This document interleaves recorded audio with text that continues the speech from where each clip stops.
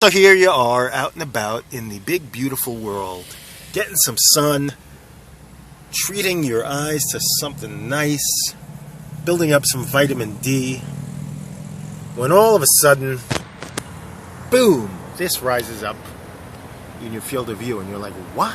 What is that thing? Maybe you're like me, and you have two reactions. The first one is certain nausea in the pit of your stomach, and the other reaction is curiosity. What is this thing? Why is it here? What does it mean? What does it mean to me? What does it mean to the people around me? Well, I wanted to show this thing to you. It happens to be on the bayfront in Sarasota, where I live and work, because I think it is a very good way to illustrate some of the central points of our course. Mainly, I want you to think of it this way. When an event rises up in your lives, when news happens, when something pops up in your field of vision, how do you get the best understanding of it? How do you build context for it? How do you learn what it's about and why you should care? Well, there's a couple of things you can do. Earlier I was here and people were having their pictures taken in front of this thing. It's a very big photo attraction here in Sarasota for some reason. And I asked them what they knew about the statue, because that's the first thing people usually do when they're trying to understand the news. They ask a neighbor, ask a friend, ask a family member. And it turns out in doing so I got diddly squat. People really didn't even know basic information about this statue. They just thought it was cool looking or interesting looking. You can also go to the official record, your local newspaper, your library. In this case, an official placard that tells you some of the basics, names and dates and all that kind of jazz.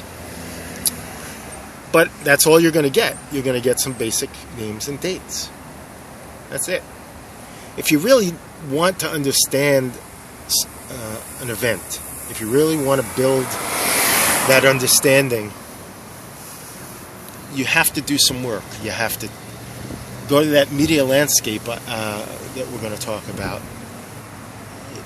That big, beautiful, fragmented, ever-expanding media world, and start to pull from this source and that source and the other source until you build a detailed mosaic for yourself.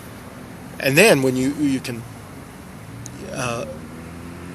pick up those pieces and compare them and compile them with some sort of intelligent design behind it, you get to understand what this thing is all about.